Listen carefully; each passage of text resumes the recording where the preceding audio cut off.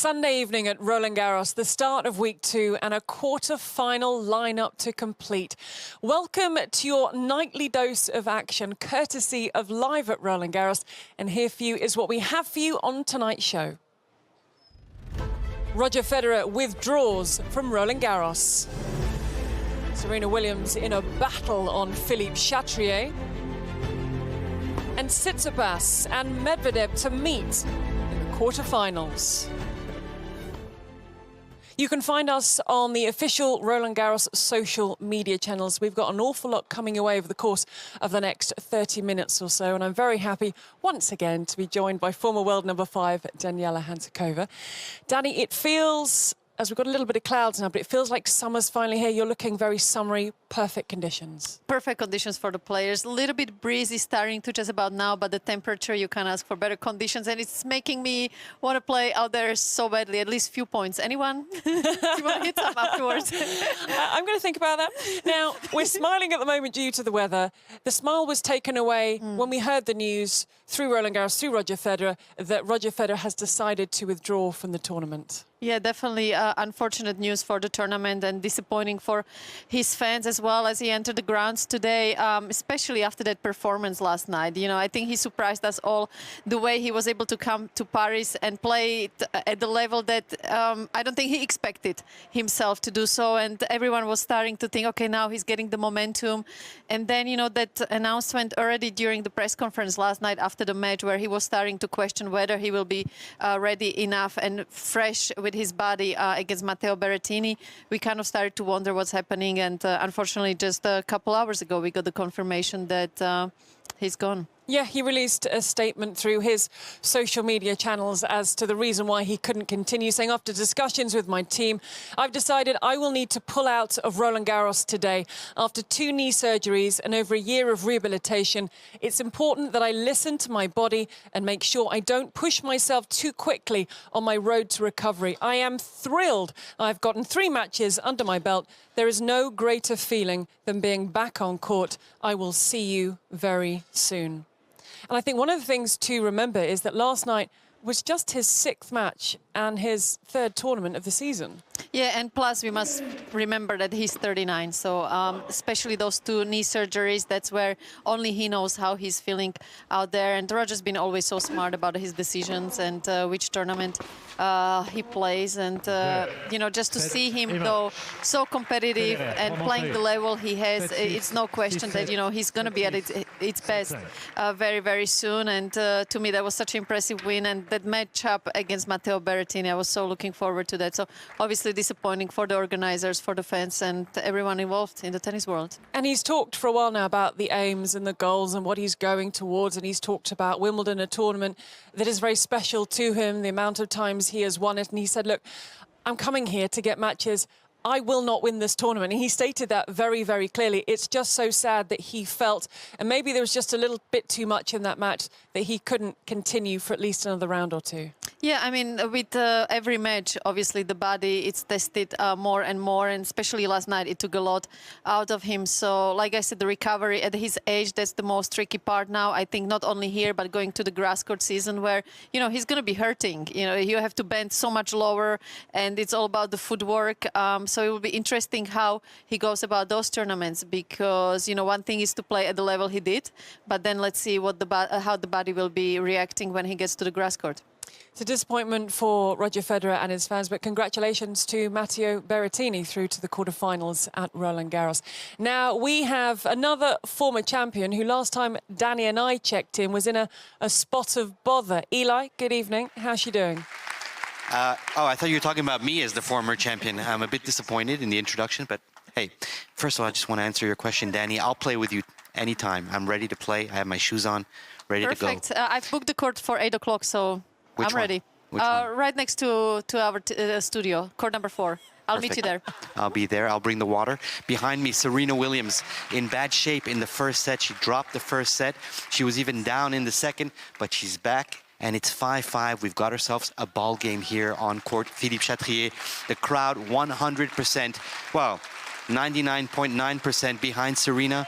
Rybakina's plan, obviously, is rooting for her, but the rest, you can feel that they really want the Queen Serena, the star, to go through. They want her to get number 24, and that's what she wants to. A few quick words. I'm going to whisper because she's right behind me. Here's something pretty interesting.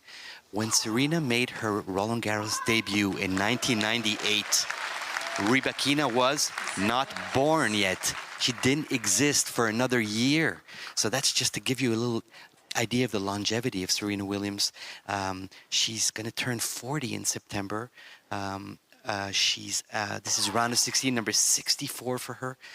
I mean, it's crazy. She's ranked number 7. Rybakina is ranked number 21. This is her very first round of 16 in Grand Slam, Rybakina. So the contrast is crazy. Up to now, Serena Williams had played 5 hours and 20 on court versus only 3 hours 20 for Rybakina. So there's a bit of difference there in terms of time and energy spent on court. Will she be able to hang on and take this one into a third set? We're just going to have to wait and see the answer in a few minutes, few short minutes.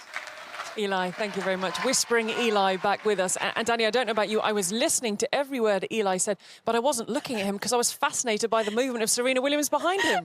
The same, and I was so afraid for Eli that I thought she was almost going to run into him. That's how close he was. It's just fascinating. So Eli will have to repeat to me one more time what he said there when we get to hit together.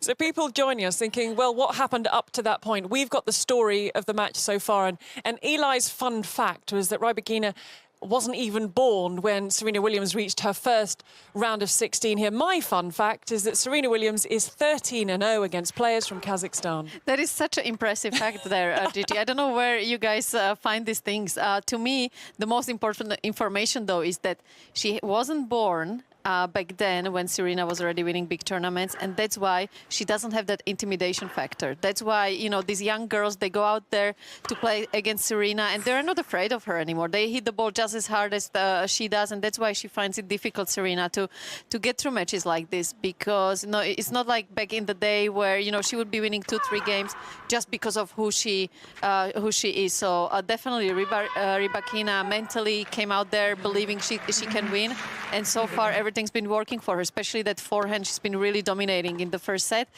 Now, obviously, when you are so close to be winning against the champion as Serena is, that's where, you know, she might get a little bit tight. So let's see how the second set turns up. Well, I'm hearing that Rybakina has just broken, so she's at 6-5 in the second. And the other thing about the player from Kazakhstan is she's just 21 years of age. It's her first Grand Slam round of 16, and she's got to the round of 16 without dropping a set. So she comes into this match, and you mentioned not with the fear factor that other players might have had in years gone by, and full of confidence through her performances so far. Yeah, exactly, Gigi. As you can see in this match, she's been very even mentally, and the last couple of rounds as well. That's why she hasn't really dropped the set yet. So it's her mentality, that big forehand, and also her movement. She is so good with her footwork, doing little steps around the ball when she has the easy ones, because obviously on clay, sometimes those are the most difficult ones. When you kind of relax, you think the rally is over, but you have to be still really careful with your footwork, and that's what Rybakina does so well. And you imagine the biggest test is yet to come to try and close out a match against,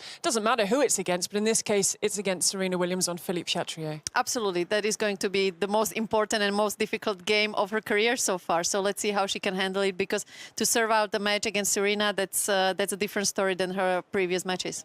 We're going to keep an eye on events on Philippe Chatrier. Should the match be closed out by Rybakina, we will head straight back there. But in the meantime, we have Eye of Daniela.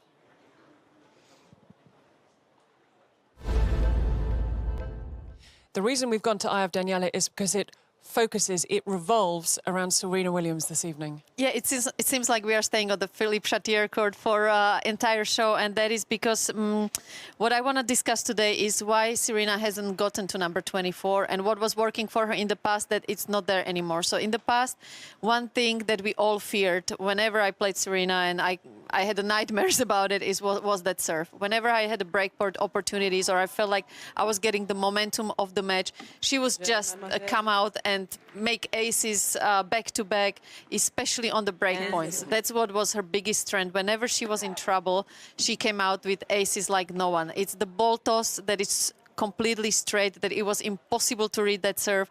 And I was just dreaming about how many times the aces just went past me. So it's one shot she doesn't have anymore. She doesn't have it in the big finals at the US Open, at Wimbledon, where, you know, she got herself that opportunity to win that 24, but then against Kerber, Halep, Andreescu, the serve let her down. And with second serve, that's where she's going to be in trouble. The other thing is, just like I mentioned, the intimidation factor we had towards Serena.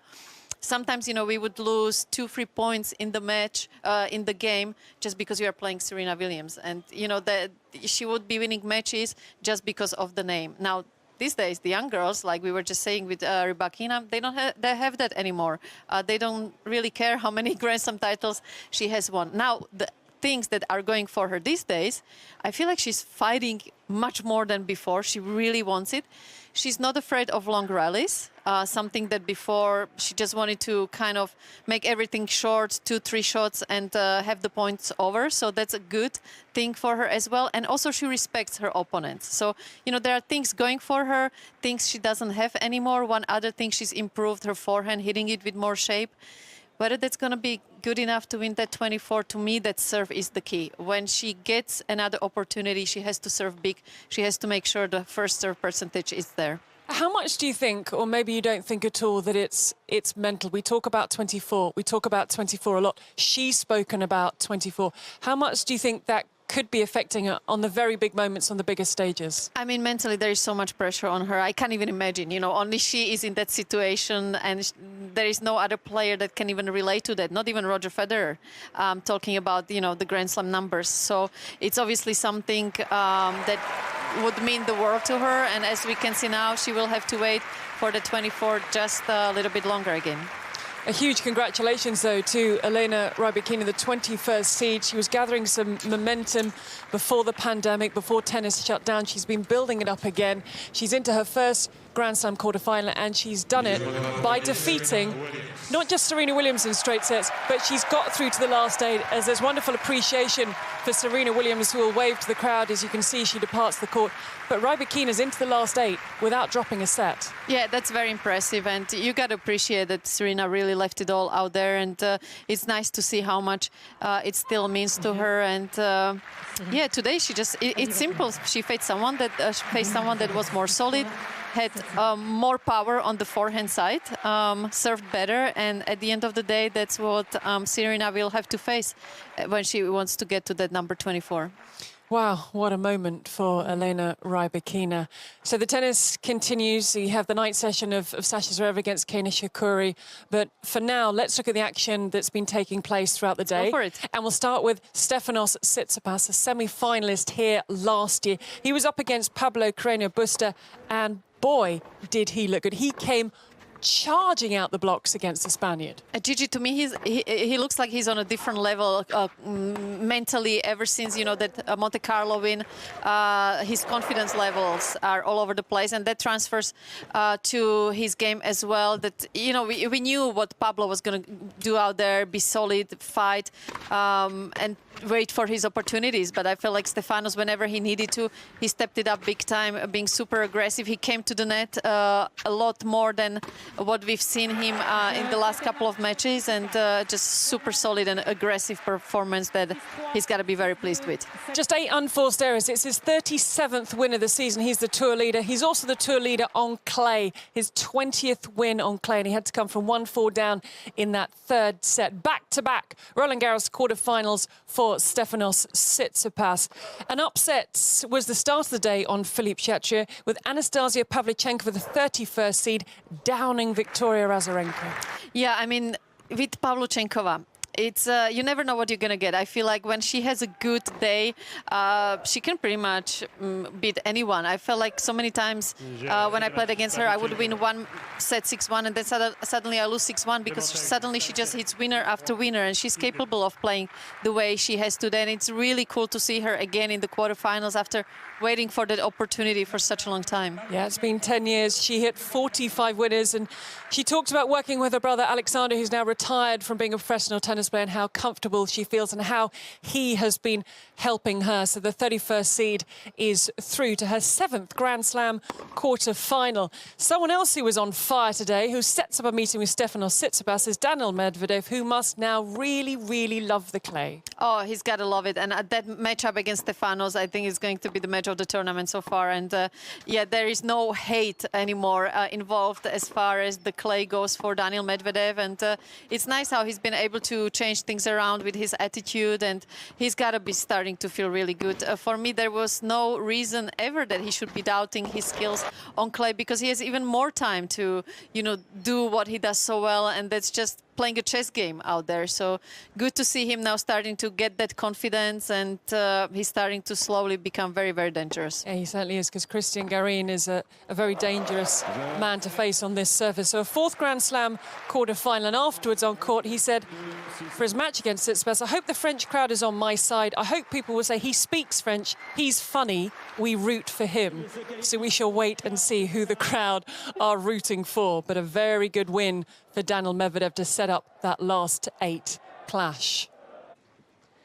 Paula Badosa, 33rd seed, 23 years of age, the tour leader on clay. She's 17-2 for the season on the dirt. Incredible, Gigi, and you know, I absolutely love her game. She's got everything you need to be a great champion, and slowly she's becoming one of my favorites just because she really follows the rules on clay. You know, she goes with the bounce, she moves well forward and backwards, and then, you know, is that forehand that does the damage, backhand being super solid, and more than anything is her fighting spirit, how much she wants it.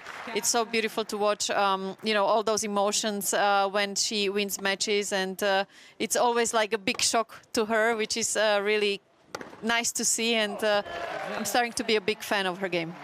She's on a 9-match win streak. She saved a match point against Anna Bogdan in her previous match. That fight you talk about. She won the Roland-Garros girls title in 2015. She won Belgrade coming into this. It's her first Grand Slam quarter-final. And there she looks like she cannot believe it. But she's the form player on clay this season. There was a first woman from Slovenia to make the last 8 at a Grand Slam at 23 years of age. It is Tamara Zidanšek. Yeah, this was a surprise to me. I thought Serena was getting through this one. She had that set point in the first set, and then kind of not taking her chance in the second set. I feel like mentally she wasn't there as much as she could have, really. But what a win for Zidanšek, and obviously being first time in the quarterfinals, that's gotta feel super sweet. And yeah, I hear she did snowboarding until she was like 15 years old. So it's always cool to see those stories where, you know, players do different sports and then eventually the one that you choose pretty much works out for them.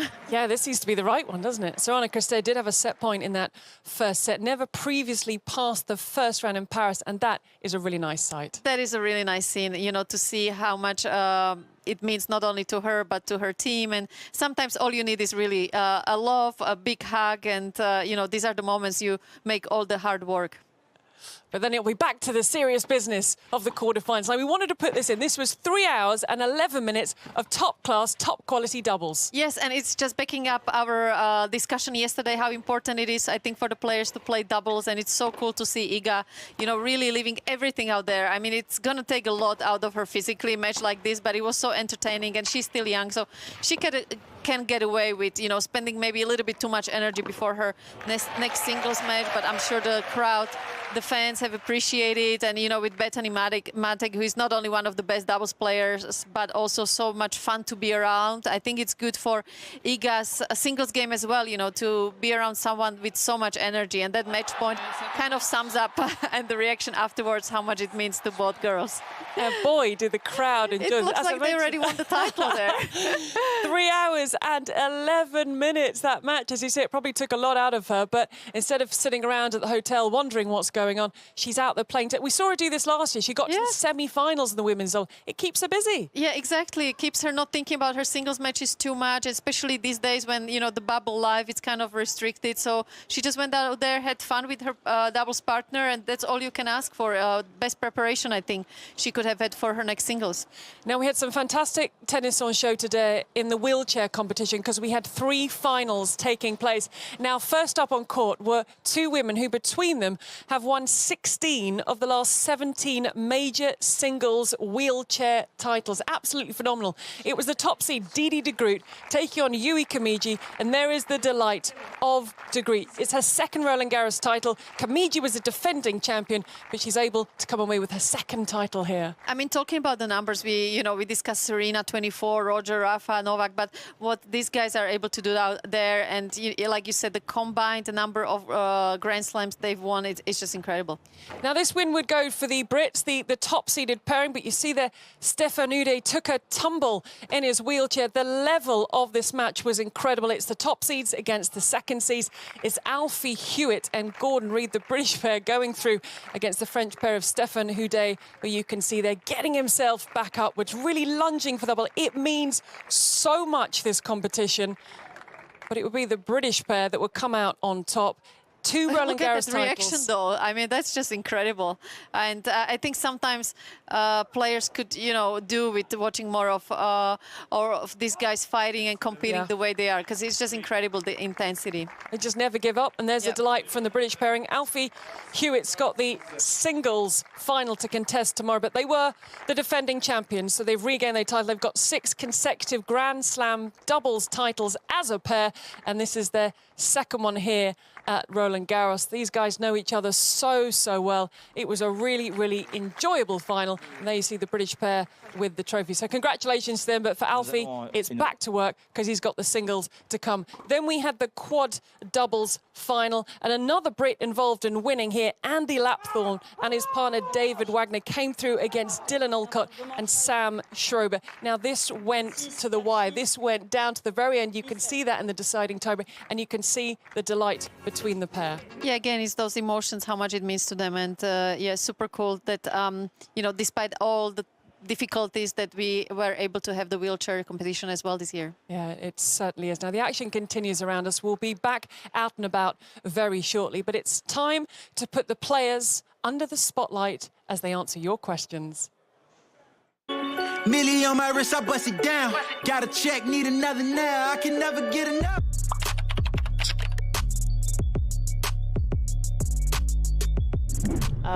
For me, my personal favorites in the GOAT, definitely Serena Williams on the women's side, and I mean Roger Federer on the men's side. I don't really think there's any question to it, but I think the GOAT on clay is definitely Rafa. So yeah.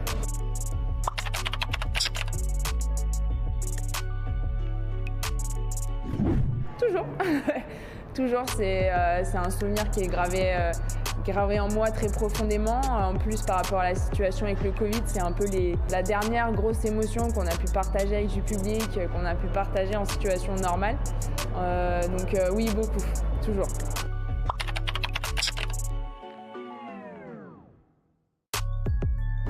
It's a tough question, but I think usually cardio is the toughest one. You know, when you really work hard, because cardio is a thing that you don't see exact result of it. So you won't feel the next day, okay, now I can run 10 kilometers faster and 10 kilometers longer. In the long term, it helps you a lot, but in the short term, you hate it.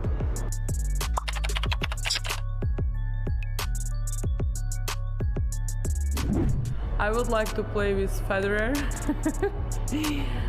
and maybe, I don't know, with our player, Igor Gerasimov. So this is a great moment. Roger's going to be watching. You can ask him directly if you want. So Roger, do you want to play mixed with me? Unfortunately, not at the tournament this year because Roger Federer, if you haven't heard the news, had to withdraw a little bit earlier. Right, it's the time of the show when we find out where Eli is now. With the Serena Williams match coming to an end, you hot-footed it to where, Eli? To the next most exciting place on the stadium, which is court Suzanne Lenglen right now. Alejandro Davidovich Fokina leading 2-0, 6-4, 6-4 over Federico Delbonis of Argentina. Here are some facts about the two players. 30-year-old Delbonis, ranked 51, is at his 8th Roland-Garros, looking for a first quarter-final. He would become the 16th Argentine to reach the quarters at Roland-Garros. You think they like clay, the Argentines? This is his best Grand Slam performance for the moment. And this is interesting. He is in joint first place on the list of most tour-level match wins this season on clay with Tsitsipas. So Delbonis, serious client, yet he's down 2-0 against Alejandro Davidovich Fokina. I know you're a big fan, Gigi. Something always happens with this guy on court. He's 22 years old. He's ranked 46. He also is looking for a first quarterfinal, not only in Roland-Garros, but in Grand Slam. This is obviously his best Grand Slam so far. He made semifinals here in 2017.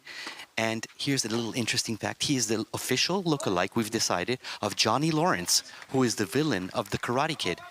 But right now, he's not playing the villain. He's playing the role of the winner. He's up 2-0, and he's 1 set away from making it into the final 8.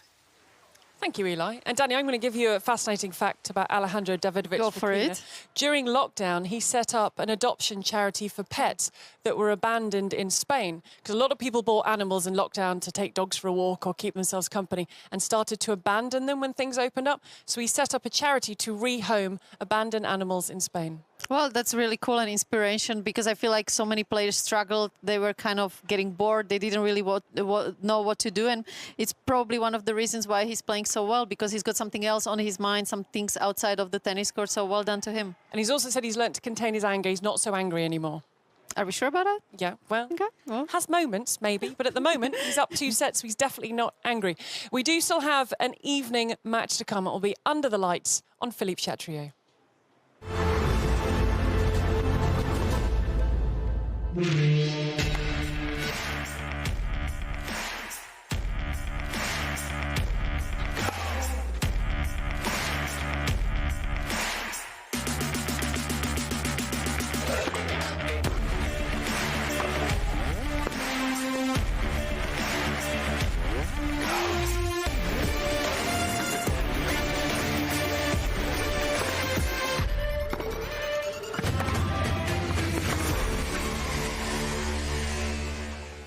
When this first popped up on the order of play, everyone said, now this could be a long night.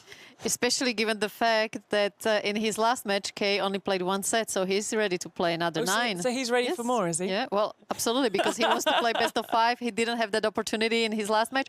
So tonight, for sure, he will try to make up for it. But I think, having said that, he's going to be happy if he manages to go to the 5th set with Sasha, because I feel like this guy's got so much confidence, winning in Madrid, and he really means business. He believes he can go here all the way, and there is no reason why he shouldn't feel like that.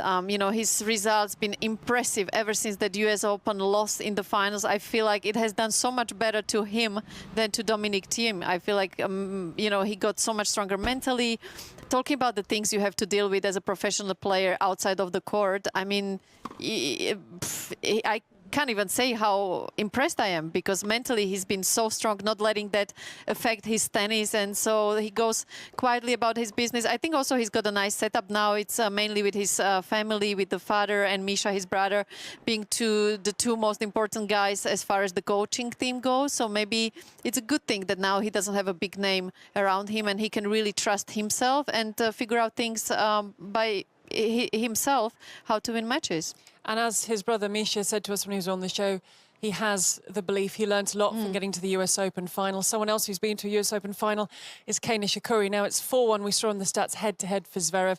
They met twice this year. Madrid, Zverev will go on to win the title straight sets, but Nishikori pushed him to 3 in Rome. But interestingly, they have 17 Grand Slam quarter-final appearances between them, but this will be the first time they meet over the best of 5 sets. Yeah, it's a good point you make, Gigi, and I think the goal for Kei's got to be to somehow find a way to get to that 5th set. If he can do that, obviously we know how much he loves being in that situation. So I think he's really got to be ready, to spend as long as it takes to try to take the rhythm away from Sasha. But the problem is with Kei's game, you know, he hits the ball so clean. That's exactly what Sasha likes. So maybe throw in a few slices, which is not very natural in Nishikori's game. So I think it's going to be a very difficult task, and especially given the fact the last 2 meetings were this year on clay. I mean, I think it's a little bit too much to ask from Kei, and that's why I'm leaning towards Sasha just a little bit. So, Eli, I hope you're settled in and comfortable, because this could be a long night ahead. This, Gigi, I'm as comfortable as it gets. I'm literally standing on the court. I don't know if you can see here, I'm pushing the clock. That's it. Court Philippe Chatrier. It's pretty quiet. It's the calm before the storm. And this match, as you guys said it, has 5 sets written all over it. And that's what I wanted to talk about. I'm just going to talk about that because that's... Nishikori at Roland-Garros has played 11 matches out of 35 in 5 sets and is 9-2, 9 victories, 2 losses.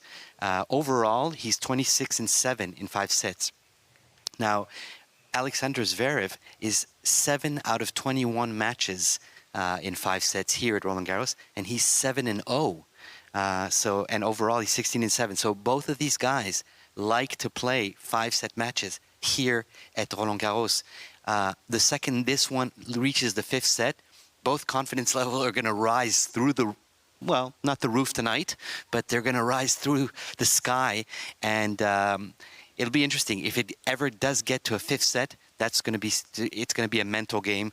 And the last little detail is that Kei Nishikori is looking for win number 100 in a Grand Slam. So should he win tonight, he's going to pass that milestone, which is always, you know, it helps the confidence going into quarterfinals. Eli, thank you very much. Look very calm and relaxed, leaning on that clock on Philippe Chatrier.